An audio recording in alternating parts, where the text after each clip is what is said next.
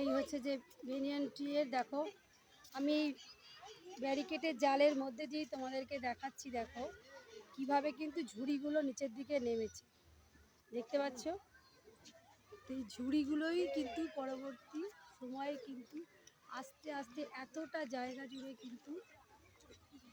জুড়ে কিন্তু বটগাছটা এখানে দেখা যাচ্ছে, দেখতে পাচ্ছ? এত সুন্দর, এইটাই কিন্তু এখানকার সব থেকে বেশি অ্যাট্রাকশন বলা যেতে পারে, যেটার জন্য কিন্তু মানুষ বারবার ছুটে ছুটে আসে,